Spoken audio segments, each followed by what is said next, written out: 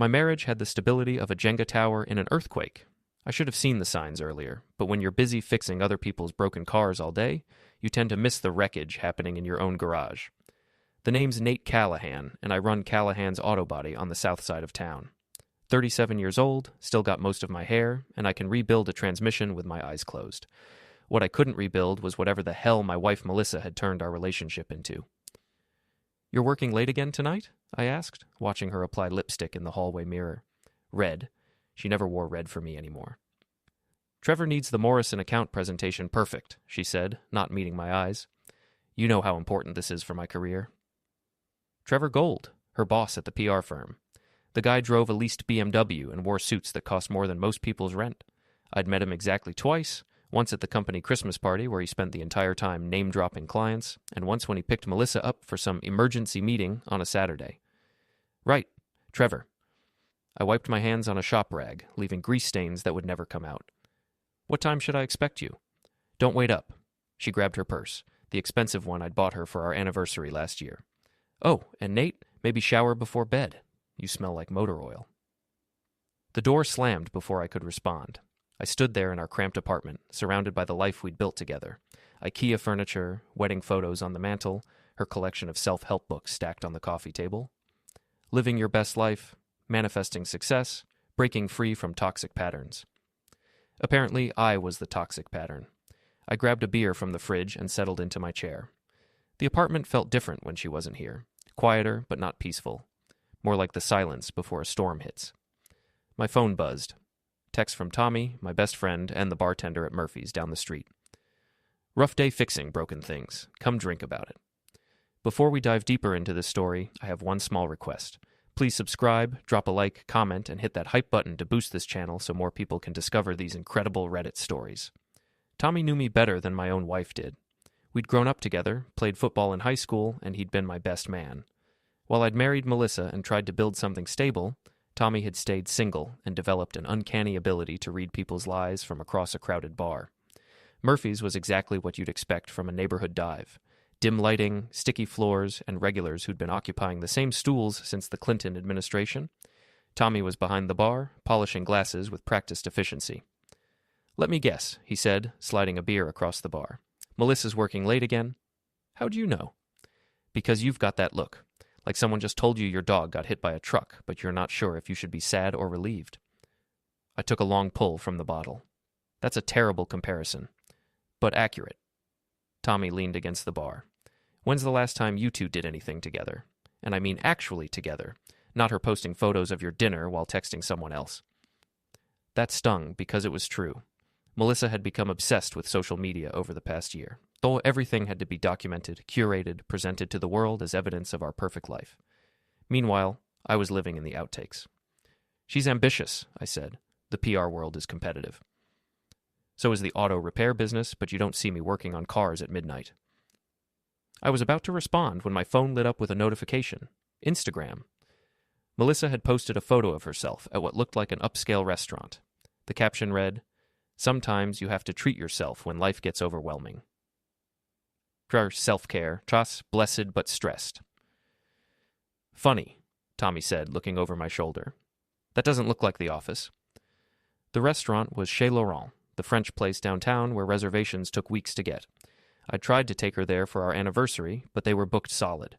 Apparently Trevor had better connections. "Maybe it's a business dinner," I said, but the words tasted like lies. "With who? Because that table looks set for two, and I don't see any work papers." I scrolled through the comments.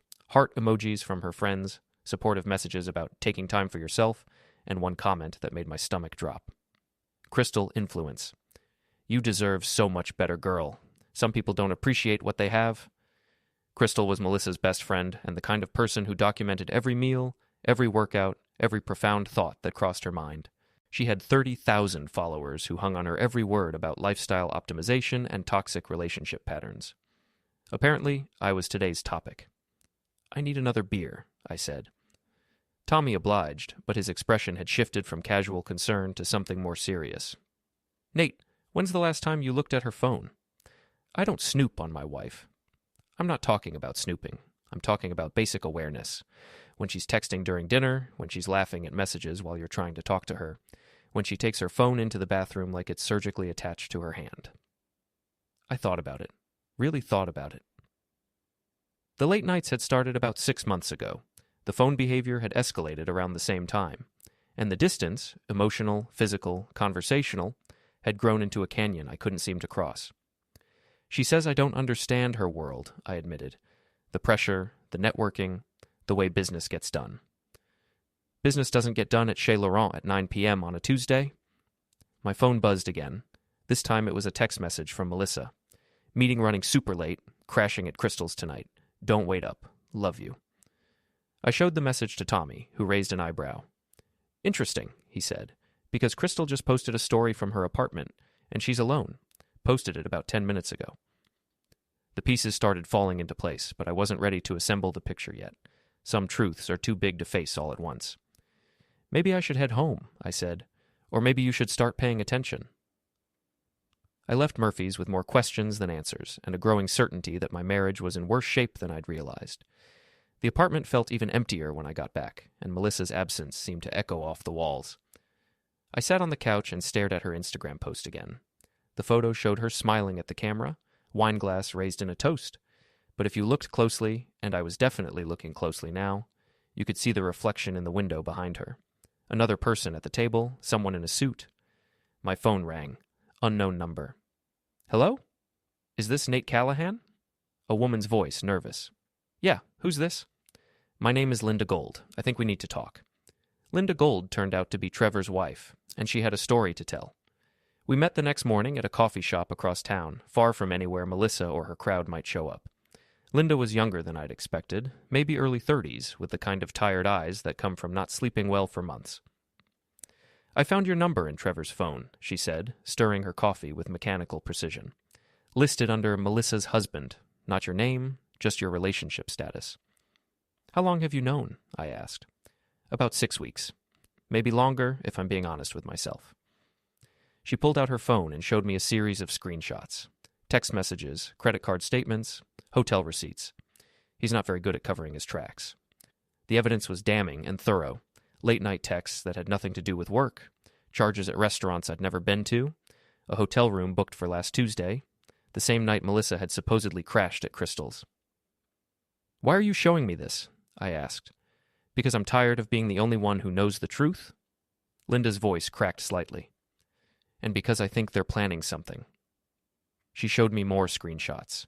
Messages between Trevor and Melissa discussing exit strategies and making clean breaks. There was talk about Melissa's social media following, how she could spin a divorce narrative that would be sympathetic to her audience. She's been building a case against you online, Linda explained. Subtle at first, but it's escalating. Posts about feeling unappreciated, hints about emotional neglect, comments about how hard it is when your partner doesn't support your dreams. I thought about Melissa's recent posts, the carefully crafted messages about self-care and personal growth, the photos that showed her living her best life while I was conspicuously absent. She wasn't just cheating, she was building a public narrative that would make me the villain in our story. What do you want from me? I asked. I want them to face consequences, Linda said. Real ones. Not just a quiet divorce where they get to ride off into the sunset while we pick up the pieces. We exchanged contact information and agreed to stay in touch. Linda had access to Trevor's communications, and I had intimate knowledge of Melissa's patterns and weaknesses. It wasn't exactly a partnership I'd ever imagined forming, but desperate times call for creative alliances. I spent the rest of the morning at the shop, trying to focus on work while my mind raced through possibilities. Around noon, my phone started buzzing with notifications. Melissa had posted again. This time it was a long, emotional caption about recognizing when you've outgrown a relationship and having the courage to prioritize your own happiness. The photo showed her at what looked like a spa, cucumber slices over her eyes, the picture of serene self-care. The comments were overwhelmingly supportive. Friends and strangers alike encouraged her to do what's best for you and never settle for less than you deserve. A few people asked if everything was okay at home. Melissa's response was masterful in its ambiguity. Some people grow together, others grow apart. I'm focusing on my own journey right now. My phone rang. It was my mother. Nathan, what's going on with you and Melissa? What do you mean, Ma? I mean, her social media posts are starting to sound like divorce papers. Are you two having problems? I looked around the shop. My domain, the place where I fixed things that were broken and made them work again. If only marriages came with repair manuals. We're going through a rough patch, I said. Well, whatever's happening, you might want to tell your side of the story. Because right now, she's controlling the narrative, and it doesn't make you look good. After hanging up, I realized my mother was right. Melissa had been playing a longer game than I'd understood. While I'd been focused on the day-to-day reality of our relationship, she'd been crafting a public version that positioned her as the victim and me as the obstacle to her happiness. That afternoon, Linda texted me screenshots of new messages between Trevor and Melissa. They were planning to go public with their relationship after Melissa filed for divorce. There was discussion about timing, about how to present their love story as something that developed after her marriage ended, not before. We need to move fast, Linda's text read. They're planning to file papers next week. I spent the evening going through our shared social media accounts, our photos, our digital life together. Melissa had been methodically editing our story, deleting pictures where we looked happy together, keeping only the ones where she appeared to be carrying the relationship alone. But she'd made mistakes. Screenshots could be recovered. Deleted posts left traces. And I had something she didn't expect. Allies who'd been watching her performance with growing skepticism. Tommy had noticed the changes in her posts. My mother had picked up on the subtle implications. Even some of Melissa's own friends had started asking questions about why her husband never appeared in her carefully curated life anymore. The next morning, I decided to take action. I started with a simple Facebook post. No dramatic accusations, no emotional outbursts, just a straightforward statement. Some of you have been asking about Melissa's recent posts. I want you to know that I've been committed to working on our marriage, even when it's been difficult. I believe in fighting for the people you love, not giving up when things get complicated. I hope we can find our way back to each other. The response was immediate and revealing. Friends and family members who'd been watching Melissa's narrative with confusion suddenly had context. The comments were supportive, but more importantly, they shifted the conversation. Melissa called within an hour. "What the hell do you think you're doing?" she demanded. "I'm telling the truth," I said. "Something you might want to try." "You're embarrassing me. Take it down." "No." There was a long pause. I could hear traffic in the background, which meant she wasn't at the office like she'd claimed. "We need to talk," she said finally. "I agree. When and where?" "Tonight, after work, at home." "What time should I expect you?" "Your real schedule, not the fictional one." Another pause. 8 o'clock. She hung up without saying goodbye. I spent the rest of the day preparing for a conversation that would either save our marriage or end it. Based on the evidence Linda had shared, I was pretty sure which way it would go. But I wasn't going into that conversation blind anymore. I had screenshots, witness statements, and a growing network of people who'd started to see through Melissa's carefully constructed narrative. The game had changed, and for the first time in months, I wasn't playing defense. Melissa didn't come home at 8. She didn't come home at 9 either. At 10:30, she finally walked through the door, and she wasn't alone. Trevor Gold stood behind her in the hallway, his expensive suit wrinkled, his usually perfect hair disheveled. They both looked like they'd been caught in a rainstorm, though the evening had been clear. "We need to talk," Melissa said, as if she hadn't kept me waiting for 2.5 hours. "All three of us?" I asked, looking at Trevor. "Trevor's here for support," Melissa said. "This conversation affects him, too." I almost laughed. The audacity was breathtaking. She'd brought her lover to our apartment for a conversation about our marriage, and she was presenting it as a reasonable decision. "How thoughtful," I said. "Should I call Linda? Since we're including affected parties." Trevor went pale. "Who's Linda?" "Your wife," I said. "Remember her? Blonde, about 5'6", married to you for 8 years. Melissa shot Trevor a look that could have melted steel. Apparently he hadn't mentioned that his spouse was also aware of their situation. "This is exactly what I'm talking about," Melissa said, her voice rising. "You're vindictive, Nate. You can't handle adult conversations without trying to hurt people." "Adult conversations," I repeated. "Is that what we're calling this?" I pulled out my phone and started reading from Linda's screenshots. Tuesday, 11:47 p.m. Can't wait to be done with this charade. Wednesday, 2:15 p.m. He's so clueless, it's almost sad. Thursday, 9:22 a.m. After the divorce, we can finally be public about us. Trevor looked like he wanted to disappear into the floor. Melissa's face cycled through several expressions before settling on defiant anger. "You had no right to invade my privacy," she said. "I didn't. Your boyfriend's wife did. Turns out she's not as clueless as you thought." The next 20 minutes were a masterclass in deflection and blame shifting. According to Melissa, our marriage had been over for months. I was emotionally unavailable, unsupportive of her career, and incapable of understanding her needs. Trevor was just a friend who'd helped her realize what she was missing. "You work with your hands," she said, gesturing around our modest apartment. "You don't understand the intellectual and emotional connection Trevor and I share." "Right," I said. "Very intellectual, especially the part where you've been planning to take half my assets while building a social media case that I'm a terrible husband." That stopped her mid-sentence. "I've seen the posts, Melissa. The carefully crafted narrative about outgrowing relationships and prioritizing self-care. You've been building a divorce strategy for months." Trevor finally spoke up. "Look, this doesn't have to be hostile. We can handle this like adults."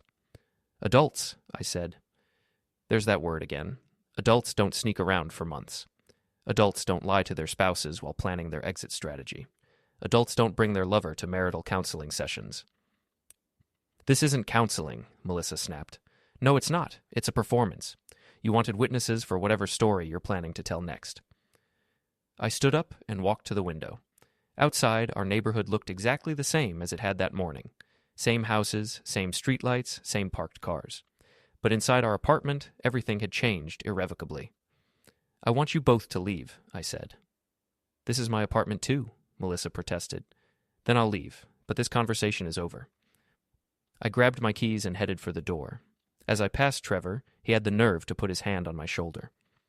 "Nate, maybe we can work something out that's fair for everyone." I looked at his hand, then at his face. "Take your hand off me." He did quickly. "And Trevor, your wife wants to meet with you tomorrow. Something about discussing your shared assets before you make any major life decisions." I left them standing in my living room and drove to Murphy's. Tommy took one look at my face and poured a double whiskey without being asked. "That bad?" he said. "Worse." She brought him to the apartment. Jesus, that's bold, even for her. I told Tommy about the evening's events, about Linda's evidence, about the months of careful manipulation I was only now beginning to understand. "So what's your next move?" Tommy asked. "I'm not sure. Part of me wants to just let them have each other and walk away clean." "And the other part?" I thought about Melissa's social media campaign, about the way she'd systematically rewritten our relationship to make herself the victim. I thought about Trevor's smug assumption that he could work out a deal that was fair for everyone. "The other part wants them to face consequences for what they've done?" Tommy nodded. "I can respect that. What kind of consequences?" "I don't know yet, but I'm tired of being the only honest person in this situation." My phone buzzed. Text message from an unknown number. "This is Linda. They're at Trevor's condo. I have photos if you need them." I showed the message to Tommy. "Your new partner in crime?" he asked. "Something like that." The photos Linda sent were damning. Melissa and Trevor on his balcony, sharing a bottle of wine, completely comfortable in their intimacy. No pretense of this being a new relationship or a supportive friendship. They looked like they'd been together for months. "I'm going to destroy them," I said. Tommy raised his glass. "Then let's make sure you do it right." We spent the next hour planning. Not violence, not illegal activity, just strategic exposure of the truth. If Melissa wanted to play games with public narrative, I was ready to show her how that game could be played by someone with nothing left to lose. The war for the truth was about to begin, and I finally had ammunition. The next morning, I woke up with clarity I hadn't felt in months. Melissa had spent the night elsewhere, probably at Trevor's condo, and our apartment felt like mine again. I made coffee, read the news, and planned my day like a general preparing for battle. Step 1 was documentation. I went through our shared accounts, our lease, our financial records. Everything I'd need to protect myself legally was already in order, but I wanted to understand exactly what Melissa thought she was entitled to. The answer was everything. I found a folder on her laptop. She'd forgotten to log out of her cloud account, labeled Divorce Planning. Inside were screenshots of our bank statements, research on asset division laws, and a detailed timeline of our relationship that painted me as increasingly controlling and unsupportive over the past year. But the most interesting document was a draft Instagram post, apparently scheduled for later in the week. After much soul-searching, I've made the difficult decision to end my marriage. This isn't about blame or anger. It's about recognizing when two people have grown in different directions. I'm grateful for the good times we shared, but I deserve a partner who supports my dreams and values my ambitions. Thank you all for your love and support during this challenging time. New beginnings, self-love, a courage to change. The comments were already written by her friends, ready to copy and paste when the post went live. A coordinated social media campaign designed to control the narrative before I even knew I was getting divorced. I screenshot everything and sent copies to Linda. Her response was immediate. Trevor has a similar folder. They've been planning this for months. By noon, I had a complete picture of their strategy. Melissa would file for divorce, citing irreconcilable differences, specifically my failure to support her career growth. Trevor would wait a respectful amount of time before going public with their relationship, maybe 6 weeks. They'd present their love story as something that developed after both their marriages ended, not before. It was a solid plan, except for one problem. They'd underestimated their spouses. Linda and I met again that afternoon, this time at a restaurant downtown. She brought printed copies of Trevor's communications, including some I hadn't seen before. "Look at this one," she said, sliding a paper across the table. It was a text from Trevor to Melissa, dated 3 weeks ago. "Linda suspects something, but she's too weak to do anything about it. She'll take whatever settlement I offer and disappear quietly." "And this one," Linda continued, showing me another message, "from Melissa to Trevor. Nate's too proud to fight dirty. He'll be hurt, but he won't try to destroy us publicly." I laughed, but there was no humor in it. They really don't know us at all, do they? Not even a little bit.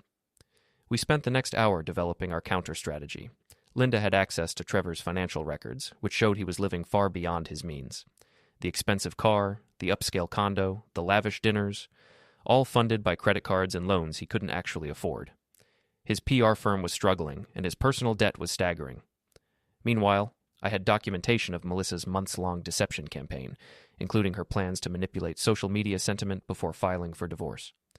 "We need to move before they do," Linda said. "Once she files and controls the initial narrative, it'll be harder to expose the truth." "What do you have in mind?" "Trevor's company is having their annual client appreciation event tomorrow night. Big party, all their major accounts will be there, lots of social media coverage." I could see where this was going. And what if some embarrassing truths about Trevor's personal life became public at exactly the wrong moment? We refined the plan over the next hour. Nothing illegal, nothing violent, just strategic truth-telling at maximum impact moments. That evening, I posted a new update on social media. I've been thinking a lot about honesty lately, how it's the foundation of any real relationship, and how its absence can poison everything you've built together. I believe people deserve to know the truth about the important things, even when that truth is uncomfortable, especially then. The post was deliberately vague, but it served its purpose. Friends and family started asking questions, and Melissa's carefully constructed narrative began to show cracks. She called within an hour. "What are you trying to do?" she demanded. "I'm being honest about our situation," I said. "Something you might want to try. If you're planning to make this ugly, Nate, you'll regret it. It's already ugly, Melissa. I'm just tired of pretending it isn't. I'm filing papers on Monday. I figured. Trevor's event should be fun tomorrow night." There was a long pause. "What do you know about Trevor's event?" "Enough." She hung up, but I could hear the worry in her voice. For the first time since this whole mess started, Melissa wasn't controlling the conversation. I spent the evening preparing for tomorrow night's revelation. Linda had gotten me a copy of the guest list, the event schedule, and the social media hashtag they'd be using for photos. By the time this was over, Trevor and Melissa's carefully planned future would be as public as they'd made my humiliation. The difference was, my story would be true. The client appreciation event was being held at the Riverside Convention Center, one of those generic corporate venues with floor-to-ceiling windows and overpriced catering. I arrived early, dressed in the one decent suit I owned, and positioned myself where I could observe without being immediately noticed. Trevor was working the room like a politician, shaking hands and making small talk with clients. He looked confident, successful, completely unaware that his world was about to implode. Melissa wasn't there yet. According to Linda, she was planning to arrive fashionably late and make an entrance. Linda had done her part perfectly. She'd arranged for Trevor's financial documents to be anonymously delivered to his business partner earlier that day, along with a detailed timeline of his affair. She'd also ensured that several key clients would receive some interesting information about Trevor's personal conduct and professional ethics. My job was simpler but more dramatic. At exactly 8:30, Melissa made her entrance. She looked stunning in a black cocktail dress, her hair and makeup perfect, every inch the successful PR executive. She moved through the crowd with practiced grace, accepting compliments and making connections. I watched her work the room for 20 minutes, building up to my moment. She was in the middle of a conversation with 3 potential clients when I approached. "Melissa," I said, loud enough for the nearby conversations to pause, "I've been looking for you." She turned, and I saw the exact moment she realized I was there. Her professional smile faltered for just a second before snapping back into place. "Nate," she said carefully, "what are you doing here?" "I wanted to congratulate you on your new relationship with Trevor. I think people should know how happy you two are together." The conversations around us had stopped entirely. Trevor, who'd been across the room, started moving in our direction, but the crowd was thick, and he couldn't move quickly without causing a scene. "I don't know what you're talking about," Melissa said, but her voice was tight. "Really? Because I have photos of you two from last night, and text messages, and hotel receipts going back 6 months." I pulled out my phone and showed her one of Linda's screenshots, a message from her to Trevor discussing their weekend plans. "You're making a scene," she hissed. "Am I? I thought I was just sharing good news with your colleagues." By now we had an audience. Phone cameras were starting to appear, and I could see people whispering to each other. In the social media age, nothing stayed private for long. Trevor finally reached us, slightly out of breath and trying to look casual. "Hey, Nate," he said, as if we were old friends. "Didn't expect to see you here." "I bet you didn't. How's Linda, by the way? She's been asking about you." Trevor's face went white. "What?" "Your wife, Linda. Remember her? She's been very helpful in documenting your relationship with my wife. Very thorough record keeper, your Linda." The crowd around us was growing larger, and I could see phones recording. This was exactly what I'd hoped for. A public revelation that couldn't be controlled or spun. "This is inappropriate," Melissa said, trying to regain control. "You're embarrassing yourself." "I'm embarrassing myself?" I looked around at the crowd of her colleagues and clients. "Ladies and gentlemen, I'd like you to meet Melissa Callahan, my wife of 5 years, and Trevor Gold, her boss and lover for the past 8 months. The reaction was immediate and electric. Gasps, murmurs, and the unmistakable sound of social media notifications as people started posting in real time. They've been planning to divorce their respective spouses and go public with their relationship, I continued, but they wanted to control the narrative first. Make sure everyone knew that their marriages ended before their affair began. Trevor tried to interrupt. "This is slander." "It's truth," I said, pulling out more screenshots. "Would you like me to read some of your text messages? The ones where you call your wife weak? Or the ones where you and Melissa laugh about how clueless your spouses are?" Melissa grabbed my arm. "Stop this. Right now." "Why?" "You've been telling our story publicly for months. I'm just adding some missing details." I turned back to the crowd, which now included several people I recognized as local business reporters and social media influencers. "For 6 months, my wife has been building a case against me online. Subtle posts about feeling unappreciated, hints about emotional neglect, carefully crafted messages about outgrowing relationships. She's been preparing you all to see me as the villain in our divorce story." I showed them Melissa's draft Instagram post, the one she'd planned to publish after filing papers. "But the truth is simpler. She's been having an affair with her boss, planning to leave me for him, and trying to manipulate public opinion so she'd look like the victim instead of the cheater." The crowd was completely silent now, hanging on every word. Phones were recording from multiple angles, and I could see the event's official photographer capturing everything. "Trevor," I said, turning to face him directly, "your business partner received some interesting documents today. Financial records showing you're about 2 months away from bankruptcy. Loan documents for that BMW you can't actually afford. Credit card statements that would make a lottery winner nervous." Trevor looked like he was going to be sick. "And Melissa," I continued, "your followers are going to be so interested in the real story behind all those inspirational posts about authenticity and living your truth." Melissa was shaking with rage. "You bastard! You planned this." "I learned from the best," I said. "You taught me how powerful public narrative can be. I'm just better at it than you are." The crowd began to disperse, people pulling out phones to call friends, post updates, and share the drama they'd just witnessed. Within minutes, hashtags were trending, videos were being uploaded, and the story was spreading beyond the convention center. Trevor tried one last desperate move. "This is harassment. I'm calling security." "Go ahead," I said. "I'm sure they'd love to hear about how you've been embezzling company funds to pay for your affair." That was a bluff. I didn't have evidence of embezzlement, but Trevor's reaction told me I'd hit close to something real. Linda appeared at my shoulder, seemingly from nowhere. "Hello, darling," she said to Trevor. "Enjoying your party?" Trevor looked like he'd seen a ghost. "Linda, what are you doing here?" "Supporting my new friend Nate," she said. We've become quite close while you and Melissa were planning your future together." The final humiliation was watching Trevor and Melissa try to salvage something from the wreckage. They attempted damage control, spinning stories about misunderstandings and taken out of context messages. But the evidence was too overwhelming, the public revelation too complete. By the end of the evening, Trevor had been suspended from his company pending investigation. Melissa's social media accounts were flooded with comments from people who'd seen through her manipulation. Their carefully planned narrative had collapsed in spectacular fashion. I walked out of the convention center feeling lighter than I had in months. My marriage was over, but it was ending with the truth instead of lies. Trevor and Melissa could have each other, but they'd have to build their relationship on the foundation of public humiliation and professional ruin they'd created for themselves. Sometimes the best revenge isn't getting even. It's just making sure everyone knows what really happened. The story ended there, in the parking lot of the Riverside Convention Center, with my phone buzzing with supportive messages from friends and family who finally understood what I'd been dealing with. Melissa and Trevor had gotten exactly what they deserved, each other and the consequences of their choices.